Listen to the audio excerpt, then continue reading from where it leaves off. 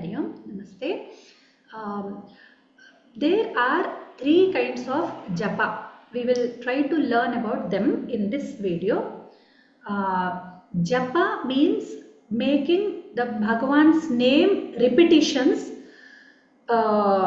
in like whatever mantra we get, we are repeatedly saying it. It is done in three levels. Okay, manas, vak, and kaya karma are three karanas. We know that there are three karanas: manas, mind; vak, speech; and kaya karma. That is how it is divided. Something like that happens in the japa also. First level, like we have four levels of speech, as you said sometime before: para, pashyanti, madhyama, and vaikhari. So I don't know which level is associated to which, but we can associate the vaikhari with the first kind of japa. So in this japa, some people advise to say it with sound. When in the initial levels of sadhana, we are not able to concentrate, we are not able to have very high level of what you call as attention. We have to bring our mind to one place. So then we use the sound, outer sound we use. Okay, so we will say, like for example, any mantra is there, any normal mantra I will take, which we can say it out. Some are rahasya mantras, we should not say them out. Some are normal. So there is one. Om Shri Matre Namaha. Om Shri Matre Namaha. Om Shri Matre Namaha. This way. I mean with some pace, with some tone, with some speed, like with the clarity, each letter we say, and we try to concentrate on the meaning. That is like internal part. We are saying Namaskara to Mother. So mother means that divine mother. Okay, we say. Then second level. Okay, so this will help us for the initial seekers. It helps a lot to bring in oneself to compose. So they can do it for 1 year, 2 years, 3 years. Some people need this kind of repetition practice for several years sometimes. Some people can manage in months and then they go back to the second level. Second level is called upamshu. Upamshu is using the articulation, mouth, the organs of speech are used in that, but the sound should not come. Okay, we can articulate through the tongue and everything, but the no sound, not even this much should come out. Like,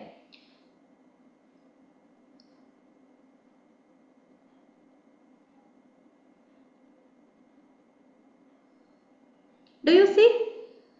Only Yes. everything. I mean, I don't say it out. Only sound is not there. This we can do. Okay, this is the second level. Okay, and then this has more effects on calming. If we are already calmed down, we can concentrate. Then it has more effect on our like psychological and manasika, like mind related calmness and spiritual powers come. Powers means not, I am not talking about siddhis, I am talking about what we seek. We initially want some peace of mind, grace of Bhagavati. So we experience that kind of things more in this. Okay, this is one thing. Third level is very, very difficult. We should not say the sound. I mean, no sound should come out. We should not use the not even one single movement of the tongue. Not even little. Okay.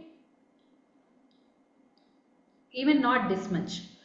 Just to calm. So somebody is doing this kind of japa, which is the third level. It's called mauna japa. Okay. So that japa is the most critical and the most highest, like high level japa, wherein we need 100% concentration. All the levels should be fixed. We should not fall back. Like when I am saying it, some other thought comes to me, then I can't do this japa. So and people think that we can do this at the first go. Nobody can do this in the first go, and they should not. Even if they can, they should not. Okay, if the sadhana has happened in the previous births, lot of sadhana somebody did, and in this birth they are continuing, then only they can do it without difficulty. Otherwise there will be difficulty, some psychological these things. If you try to concentrate with pressure, it is bad. So it should naturally happen. So for every mantra, do for some time. And some are rahasya mantras. For rahasya mantras, we should never use a sound. The first level is never meant for the rahasya mantras.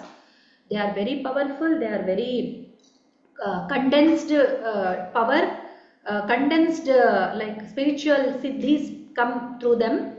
So they are very compact. So we should not say it out. We can use the second and third levels for such japas.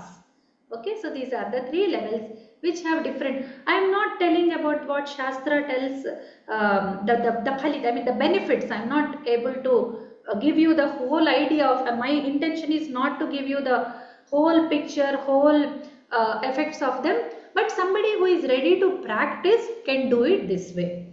Okay, but be careful with the mantras, get confirmation from gurus that this mantra should be done, can be done through sound, it cannot be done through sound.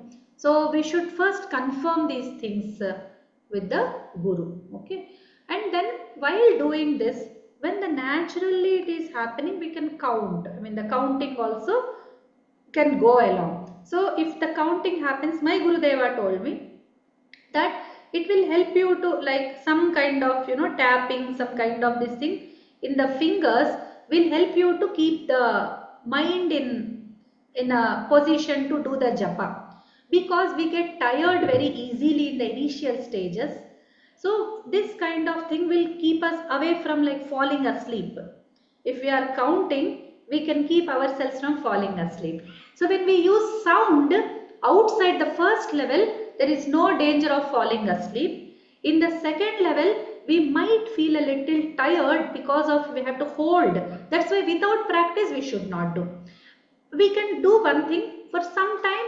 What I used to do initially was, I used to hold the japamala, I used to say it out when nobody is there. Nobody should be hearing. Even rahasya mantra, even we do, nobody should hear it when we say. If we have such a calm, closed thing, then we can say it out.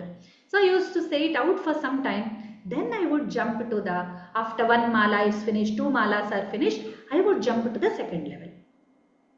So I need not wait for 2 or 3 months to do this. I can do it as a part of like first 2 malas outside, the next 2 malas with the movement, the upanshu, and the next 2 malas with the only in the mind. Like that also we can practice.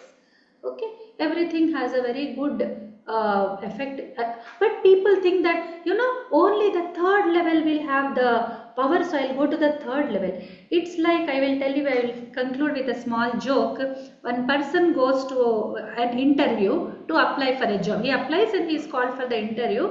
The interviewer asks this person, okay, we are very much eligible for this job, but the salary we can't give, what you quoted, we can't give you right now. After 6 months.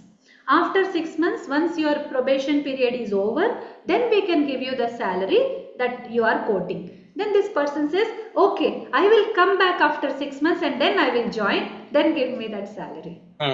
Okay, so this probation concept is for experience. So this office wants the person to get experienced, but the person doesn't understand it. He says after 6 months I will come to receive that amount. He thinks that he will spend some time somewhere and he will get the salary. It will not happen. So these 6 months we have to work on it. So minimum period we should always wait. We should not target for the higher ones or the highest ones in the first step. Even when we are very confident, we should go step by step. Very slowly. We should not ever have any doubt in our mind when the transcendence is happening. We should let it happen slowly and steadily. Okay, we should not measure it. We should not associate it with our, I can do Upanshu Japa in the, like for hours together. We should not boast on them. They are not for show off. They are for connection with Bhagavati or Bhagavan. So we should concentrate on how much we are able to keep our time and like all the senses in one direction, that is Devi, we should be able to like think nothing else for this much time, then okay, we should be pleased with ourselves. It is not for sharing with others, it is not for telling others, okay, except our very good spiritual companions and gurus, we can tell them, who are our very much well-wishers and long-term relations, we can tell them, but not to everyone. So this is it, okay. Don't target the highest level in the first go. Okay. So with this we conclude. Hari Om.